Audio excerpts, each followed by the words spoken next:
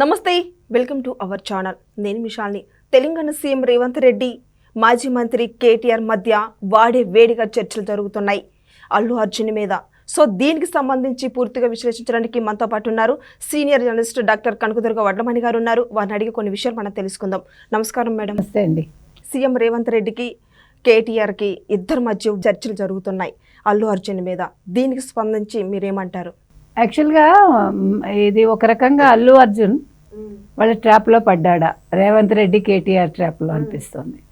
ఎందుకంటే కేటీఆర్ అసలు తెలంగాణ ముఖ్యమంత్రి ఎవరో తెలియట్లేదు చాలామందికి అని అంటే, దాన్ని ఆయన వ్యక్తిగతంగా తీసుకుని అసెంబ్లీలో అల్లు అర్జున్ మీద మాట్లాడాల్సి వచ్చింది. ఫస్ట్ అల్లు అర్జున్ అంశం తెర మీదకి వచ్చినప్పుడు ఫస్ట్ స్పందించింది కేటీఆర్, అతనికి సపోర్ట్గా మాట్లాడుతూ. సో బీఆర్ఎస్ కూడా సపోర్ట్ చేసినప్పుడు అల్లు అర్జున్కి మొత్తం బీఆర్ఎస్ శ్రేణులు, బీఆర్ఎస్ కార్యకర్తలు, కేటీఆర్ అభిమానులు అందరూ కూడా ఇతనికి సపోర్ట్ అయ్యారు. సో ఇది కాంగ్రెస్ వర్సెస్ బీఆర్ఎస్ అన్నట్టుగా మారిపోయింది. ఎప్పుడైతే అసెంబ్లీలో ఆయన ఈ మాట అన్నారో అది రేవంత్ రెడ్డి చాలా దానికి హర్ట్ అయి ఉండొచ్చు. కానీ ఇక్కడ హర్ట్ అవ్వక్కర్లేదు ఆయన, ఎందుకంటే రేవంత్ రెడ్డి ఈరోజు తెలియని వ్యక్తి ఎవరు లేరు. ముఖ్యమంత్రిగా తను ఏమిటో 1 yearలో ప్రూవ్ చేసుకున్నారు. కాకపోతే ఇక్కడ ఎందుకు ఈ అంశం ఇంతలా తెర మీదకి వస్తుంది అంటే, ఓ పక్క రేవంత్ రెడ్డికి అధికారంలోకి వచ్చి 1 year అయింది. సో ఇప్పుడు అతని మీద ప్రెషర్ ఉంది. అంటే నువ్వేం చేసావు 1 yearలో? రైతు భరోసా ఇచ్చారా? తర్వాత రేషన్ కార్డ్స్ తీసేశారు, హైడ్రా విషయం ఉంది, ఇట్లా చాలా అంశాలు ఉన్నాయి. మరోపక్క కేటీఆర్ మీద ఫార్ములా ఈ కార్ రేస్ ఏదైతే ఉందో దాని మీద అతని మీద ఇప్పుడు ఎంక్వైరీ జరుగుతోంది. సో ఎవరికి వాళ్ళు వ్యక్తిగత అంశాలు పక్కన పెట్టి ఈరోజు అల్లు అర్జున్ హైలైట్ చేయటం వల్ల రాజకీయాలు పక్కదోవ పడుతున్నాయి.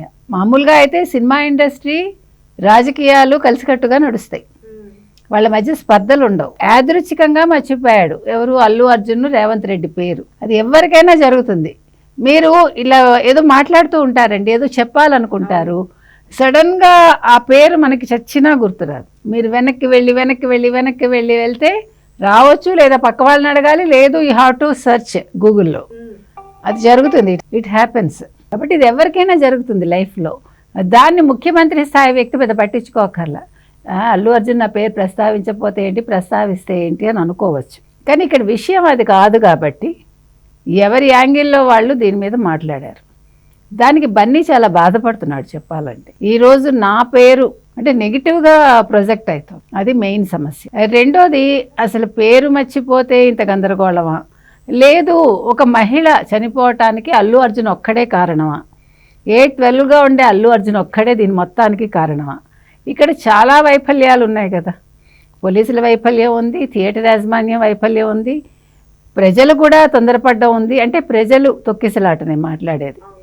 సినిమాకి రావడం తప్పు కాదు, సినిమా చూడడం తప్పు కాదు, కానీ కొన్ని సందర్భాల్లో మీరు ఎవరిని కంట్రోల్ చేయలేరు. సో ఆ నేపథ్యంలో అల్లు అర్జున్ ఒక్కడిదే తప్ప.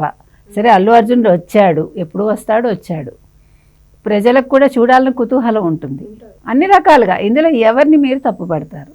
ఒక వ్యక్తిని హీరోని చేస్తున్నది ఎవరు? ప్రజలే కదా. ఎవరు చేస్తున్నారు? ప్రజలు చేస్తున్నారు, మనమే చేస్తున్నాం. మామూలుగా ఉండే ఒక వ్యక్తిని మీరు ఒక సెలబ్రిటీని చేసి, మళ్ళా సెలబ్రిటీకి సెక్యూరిటీ పెట్టుకునే స్థాయికి అతన్ని ఎదగనిచ్చి, ఆ సెక్యూరిటీ వల్ల ఇవాళ తప్పు జరిగింది, మీరు ఇంత సెక్యూరిటీ ఎందుకు పెట్టుకున్నారు అనే ఒక ప్రశ్న ఉదయిస్తుంది. సెక్యూరిటీ పెట్టుకోకపోతే మీద పడకుండా ఉంటారా ప్రజలు? ప్రజల అభిమానాన్ని మనం కంట్రోల్ చేయగలమా? వాళ్ళ అభిమానం అంతే, వాళ్ళ ఇష్టం అంతే. దాన్ని మీరు నువ్వు అభిమానంగా ఉండకు, ఇష్టంగా ఉండకు అంటే యు కాంట్. ఇప్పుడు రాజకీయ నాయకులకి కార్యకర్తల అభిమానం లేకపోతే పార్టీ మనుగడ ఉంటుందా? గతంలో ఎప్పుడూ కూడా ఎక్కడ స్టాంపీడ్ జరగలేదా? ప్రపంచంలో కాదు, దేశంలో కావచ్చు, రాష్ట్రాల్లో కావచ్చు, ఎక్కడ జరగలేదా? చాలా సందర్భాల్లో జరుగుతాయి. సినిమా వాళ్ళు వస్తేనే కాదు, రాజకీయాల్లోనూ జరుగుతాయి, కొన్ని పిలిగ్రిమేజీల్లో జరుగుతాయి. దానికి ఇక్కడ అక్కడ అని చెప్పలేం మనం. ప్రజలు ఎక్కువ సంఖ్యలో గుమికూడినప్పుడు ఈ స్టాంపీడ్ అనేది కొన్నిసార్లు జరుగుతుంది. దానికి ఎవరు బాధ్యులు అంటే, ఒక వ్యక్తిని బాధ్యులను చేయడం కరెక్టా అనేది ఇక్కడ ఒక ప్రశ్న. సో ఇవాళ అల్లు అర్జున్ విషయంలో అంటే అతను ప్రెస్ మీట్ పెట్టడం తప్ప ఒప్ప అనేది మనకు తెలియదు.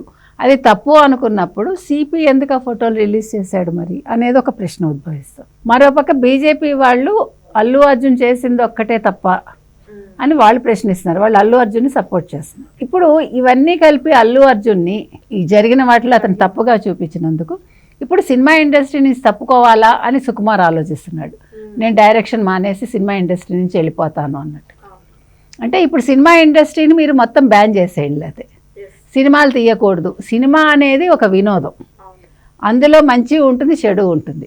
ప్రజల్లోంచి వచ్చిన కథలే సినిమాలుగా మలుస్తారు.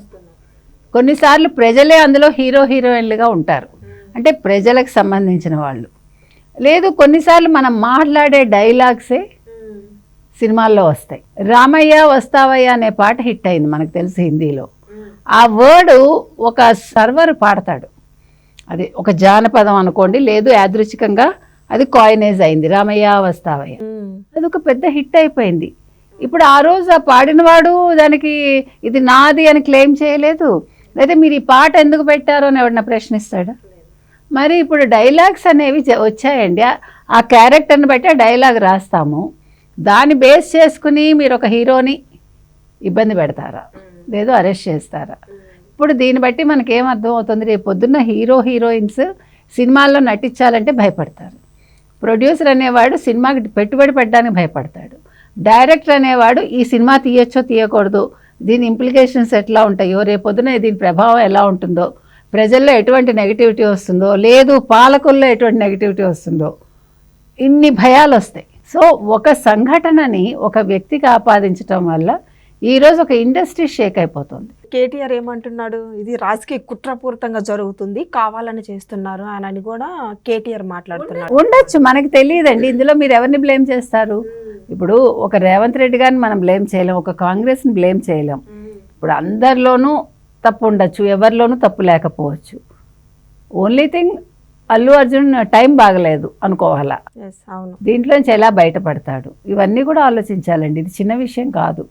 ఈరోజు అల్లు అర్జున్ అనే ఒక వ్యక్తి మీద ఇంతమంది ఇన్ని రకాలుగా పడిపోతున్నారంటే, విరుచుకు పడిపోతున్నారంటే, అతను అంత పెద్ద కుట్ర చేశాడు. అతను ఏం చంపేయలేరు కదా, ఆ మహిళ చనిపోవడం తప్పే, అది ఎవరు ఏం చేయలేరు. తప్పంటే అది అందరూ సానుభూతి చూపిస్తాము, ఆ కుటుంబానికి అండగా ఉంటానని అతను ప్రకటిస్తున్నాడు. ఇంకంతకంటే అతను ఏం చేస్తాడు? అంటే ఇప్పుడు సీఎం రేవంత్ రెడ్డి మాట్లాడేది ఏంటంటే, ఒక్కరోజు బెయిల్ నుంచి బయటకు వచ్చిన తర్వాత సినీ ప్రముఖులందరూ తనని పరామర్శించడానికి వస్తున్నారు, కానీ ఒక్కరైనా హాస్పిటల్లో ఉన్న పిల్లోడిని చూడటానికి అయితే ఎవరు వెళ్ళట్లేదు. వెళ్ళారండి, ఒకళ్ళిద్దరు వెళ్ళారు. కాదండి, ఐసీయూలో ఉంటే మిమ్మల్ని వెళ్ళనిస్తారా? ఇప్పుడు నా కుటుంబంలోనే ఒకళ్ళు ఐసీయూలో ఉంటారు ఫర్ ఎగ్జాంపుల్, నన్ను తప్ప ఇంకొకళ్ళు ఎలా చేయరు కదా. ఇప్పుడు హాస్పిటల్కి వెళ్ళి ఇప్పుడు మళ్ళీ ఈ సెలబ్రిటీస్ వెళ్ళడం వల్ల మళ్ళీ అక్కడ తొడతొక్కడ అవుతుందా అవదా? మీరు చెప్పండి నాకు, అవుతుందా? మళ్ళీ అక్కడ స్టాంపీడ్ జరుగుతుందా? ఇప్పుడు ఒక సెలబ్రిటీ వెళ్తారండి, ఫర్ ఎగ్జాంపుల్ చిరంజీవే వెళ్తారు అనుకుందాం మనం, అప్పుడు పరిస్థితి ఏంటి? ఆ హాస్పిటల్లో ఉండే పేషెంట్స్కి ఎంత ఇబ్బంది. అంటే ఇప్పుడు మళ్ళీ పరోక్షంగా అక్కడ హింసను మీరు ప్రోత్సహిస్తున్నారా? వాళ్ళ తండ్రిని పరామర్శించారేమో మనకు తెలుసా? ఇప్పుడు అల్లు అరవింద్ గారు వెళ్ళి చూసి వచ్చారు. ఇప్పుడు వెళ్ళినా తప్పే వెళ్ళకపోయినా తప్పే, మీరు ఒకటే గుర్తుపెట్టుకోండి. కొన్ని సందర్భాల్లో మీరు వెళ్ళకపోతే వెళ్ళలేదంటారు, వెళితే ఎందుకు వెళ్ళారంటారు. ఇప్పుడు సినిమా వాళ్ళు ఎక్కడికైనా వెళ్తే అది అక్కడ న్యూసెన్స్ క్రియేట్ చేస్తుందా చేయదా మీరు నాకు చెప్పండి. ఇప్పుడు ఆ హాస్పిటల్లో మిగిలిన పేషెంట్స్ పరిస్థితి ఏంటి? ఇప్పుడు రేవంత్ రెడ్డి గారు ఆ ప్రశ్న వేయటం అనేది మరి ఎందుకు వేశారో మనకు తెలియదు, ఆ సందర్భం ఏంటి, అది ఉచితమా అనుచితమా మనకు తెలియదు. కానీ వాళ్ళు హాస్పిటల్కి వెళ్ళాలి అని అడుగుతున్నారంటే మళ్ళా అక్కడ తొడతొక్కడి జరగాలి, మళ్ళా అక్కడ ఒక స్టాంపీడ్ జరగాలని ఎవరైనా భావిస్తారా? భావించరు కదా. సో సినిమా వాళ్ళు వెళ్ళకపోవటమే బెటర్. ఇప్పుడు చాలా చోట్ల మీరు రాకండి అని ప్రభుత్వమే అనౌన్స్ చేస్తుంది, మీకు తెలుసు కదా. రెచ్చగొట్టే విధంగా రావద్దు, మీరు వస్తే ఇబ్బందులు అవుతాయి. ఇవాళ అల్లు అర్జున్ అనేవాడు చిక్కడపల్లి పోలీస్ స్టేషన్కి వెళ్ళటానికి ఇవాళ ట్రాఫిక్ నిబంధనలు ఎంత ఉన్నాయి, చిక్కడపల్లి పోలీస్ స్టేషన్ పరిధిలో నివసించే వాళ్ళందరూ కూడా ఎంత ఇబ్బందులు ఎదుర్కొంటున్నారు, అవునా కదా. ఇవాళ అక్కడ స్టూడెంట్స్ని అటుపక్క వెళ్ళనివ్వాల, అక్కడ నివసించే కాలనీ వాళ్ళని మాత్రమే వెళ్ళనిస్తున్నారు. మరి ఇప్పుడు ఒక్కసారి అతను పోలీస్ స్టేషన్కి వెళ్ళడానికి ఇంత జరుగుతూ ఉంటే ఈ సెలబ్రిటీస్ అనేవాళ్ళు హాస్పిటల్కి ఒకవేళ వరుసగా ఒక్కొక్కళ్ళు వెళ్తూ వస్తూ ఉంటే రోజు ఆ పేషెంట్స్కి ఇబ్బందే, పేషెంట్స్ కోసం వచ్చే పెద్దవాళ్ళకి ఇబ్బందే, ఆ ఇంట్లో వాళ్ళకి. వాళ్ళు అక్కడ పేషెంట్ని చూసుకుంటారా, వీళ్ళని ఆత్రంగా ఎదురు చూస్తూ వీళ్ళ కోసం కూర్చుంటారా? డాక్టర్స్కి ఇబ్బంది, నర్సులకి ఇబ్బంది, అందరి దృష్టి కూడా డిస్ట్రాక్షన్ అది, అవునా కాదా? కాబట్టి ఈ విషయంలో మనం ఎవరిని సమర్థించమండి. హాస్పిటల్స్కి దయచేసి సెలబ్రిటీస్ వెళ్ళకండి అని మనం చెప్తాం, అవునా కదా? కాబట్టి ఇవాళ అల్లు అర్జున్ తరఫున ఎవరైనా వచ్చి పలకరిస్తే ఇప్పుడు చాలామంది వెనక్కి వెళ్ళిపోతున్నారు. అంటే కొంతమంది స్టేట్మెంట్స్ ఇచ్చి కాదు అల్లు అర్జున్దే తప్పు అన్నట్టు మాట్లాడుతున్నారు. ఎందుకని? భయపడి. ఎవరి సర్వైవల్ వాళ్ళు చూసుకుంటున్నారు. కాబట్టి ఇవాళ ఈ అంశంలో మాత్రం అల్లు అర్జున్ ఒక బలి అయ్యాడనే మనం చెప్పాలి. నెక్స్ట్ ఎలా ఉండబోతున్నాం, ఎలాంటి చర్యలు తీసుకోబోతున్నాం? అంటే ఈ రోజు జైలుకి వెళ్ళి విచారణకి వెళ్తున్నారు. ఈ రోజులైతే విచారణ జరుగుతుంది, తర్వాత అరెస్ట్ చేస్తారా? ఇది చట్ట పరిధిలో ఉంది కాబట్టి రేవంత్ రెడ్డి ఆల్రెడీ ఎవరిని మాట్లాడొద్దని చెప్పాడు ఆయన వాళ్ళ కాంగ్రెస్ వాళ్ళని. అదేవిధంగా పోలీసుల్ని స్టేట్మెంట్స్ ఇవ్వద్దు, మాట్లాడొద్దని చెప్పారు. సో అంతవరకు కట్టడి చేస్తున్నారు, ఇది చట్ట పరిధిలో ఉందని. సో దీని మీద ఇంక మీదట ఎవరు కూడా ప్రస్తావించకుండా దీన్ని ఫర్దర్గా ఎలా తీసుకెళ్తారు?